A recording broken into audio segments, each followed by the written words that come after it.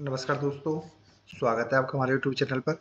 आइए देखते हैं कि सबसे पहले जो निफ्टी है, निफ्टी के अंदर अगर हम क्रैश देखें तो बहुत भयंकर क्रैश हुआ और ये समझो अनएक्सपेक्टेड था। 25,048 पर निफ्टी क्लोज हुआ अप्रॉक्सीमेट। यहाँ पर 250 पॉइंट की गिरावट हुई और जो लोअर साइड इन्होंने अपना रेंज बनाया 25,025 का और हायर साइड 25,347 का। दोस्तों देखो, मार्केट तो मॉर्निंग में सही खुला था, बट खुलने के बाद में सडनली क्या हुआ, धीरे धीरे करके देखो अपना, अगर हम निकेई की बात करें, निकेई के बाद कोस्पी की बात करें, अपना कोरिया इंडेक्स की और ताइवान, सारे ही पॉजिटिव थे और फिर डाउ जोन्स फ्यूचर भी माइनस में नहीं था। बट अगर यहाँ पर देखिए आप, डाउ जोन्स जो क्लोज हुआ अपना 285 पॉइंट क्लोज हुआ और एस एंड पी, नेस्डेक, इनमें मतलब कोई ऐसी गिरावट नहीं थी। सबसे बड़ी जो दिक्कत हुई वो जो अदानी ग्रुप के अपने स्टॉक्स हैं, सबसे बड़ी दिक्कत वहां पर हुई। और अदानी ग्रुप के स्टॉकों के अंदर कुछ खबर ऐसी आई कि जो यूएसए में मतलब वहां पर कुछ दोबारा अपील वगैरह की गई है, तो उसकी वजह से पैनिक बहुत ज़्यादा हो गया और वो डायरेक्टली अदानी ग्रुप के ऊपर फिर से अटैक करने के मूड में है, जैसे इन्होंने पहले किया था। अगर देखिए यहाँ पर ओवरऑल जियो पॉलिटिकल टेंशन भी कम हो रही है उसके बावजूद, पर इंडियन जो स्टॉक मार्केट में वहाँ पर एफआई की सेलिंग मतलब कम होने का नाम नहीं ले रही है। अगर हम पीसीआई, अपना निफ्टी पीसीआर रेशियो की बात करें तो 0.59 है, जो अपना बहुत हैवी ओवरसोल्ड जोन के अंदर आ जाता है। और सबसे बड़ी एफआई की 4100 करोड़ की सेलिंग रही और जो डीआई की है उनकी 4100 करोड़ की बाइंग रही। उसके बावजूद मार्केट के अंदर पैनिक सेलिंग बहुत ज़्यादा रही और सबसे ज़्यादा अगर निफ्टी की बात करें तो निफ्टी को गिराने में काम सारे हैवी वेट इंडेक्स ने किया। अगर रिलायंस की बात करें तो रिलायंस का 21 पॉइंट का कंट्रीब्यूशन, एक्सिस बैंक का 21 पॉइंट का और इटरनल का अपना 20 पॉइंट का और अदानी पोर्ट का आपका 18 पॉइंट का। अप्रोक्सीमेट जो पांच छह स्टॉक है इनका 125 पॉइंट का कंट्रीब्यूशन था। और सबसे बड़ी दिक्कत जो हुई अपना, वो दिक्कत हुई जो हमारा अदानी ग्रुप्स के शेयर हैं, वो सारे के सारे शेयर 8% से लेके 12-13% तक की गिरावट आई उनके अंदर।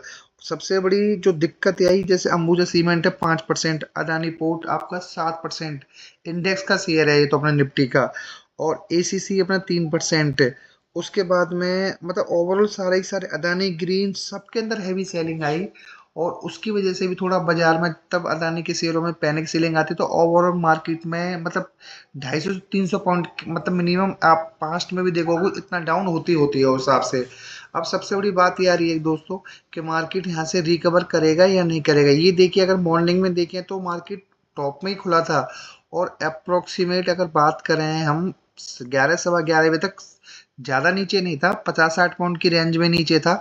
जब ये अदानी की खबर आई यहाँ पे सडनली देखो आप, 1 बजे के आसपास, और 1 बजे सीधा मार्केट में 150 पॉइंट की गिरावट आई और 150 पॉइंट की गिरावट के पीछे मेन रीजन यही था। अब समझ में ये नहीं आ रहा है कि जो एफआई इतनी हैवी, जो इतनी हैवी सेलिंग क्यों कर रहे हैं। और सबसे बड़ी बात, आपको पता है कि अब 27 तारीख को जो अपनी मंथली भी एक्सपायरी है, अब उसके हिसाब से पता चलेगा कि मार्केट फुल ओवरसोल्ड जोन में एक्सपायर हुई होती है।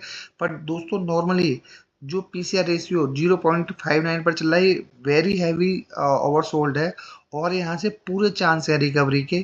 क्योंकि रिकवरी के चांस मैं आपसे इसलिए कह रहा हूँ, आप ये देखो डाउ जोन्स हो गया, अगर हम बात करें ये अपने तीनों इंडेक्स हैं, जर्मनी के, फ्रांस के और यूके के, तो यहाँ पर भी कोई खास गिरावट नहीं रही, ओनली गिरावट रही है अपने इंडियन स्टॉक मार्केट के अंदर। और वो भी मेन रीजन क्या है, एफआई की जो हैवी सेलिंग हो रही है। एफआई 4100 करोड़ की सेलिंग करी, वो भी इंडेक्स बेस्ड सेलिंग कर रहे हैं। और उसके बाद में जो अदानी ग्रुप का है वो मंडे, अपना ट्यूसडे को वो थोड़ी क्लियरिटी आएगी उनकी तरफ से, तो शायद मार्केट में भी ठीक हो जाए। पर सबसे बड़ी दिक्कत क्या है दोस्तों, जब तक एफआई की सेलिंग नहीं रुकेगी तब तक बड़ी दिक्कत है, काम है, मार्केट ओवरऑल ऊपर जा ही नहीं सकता।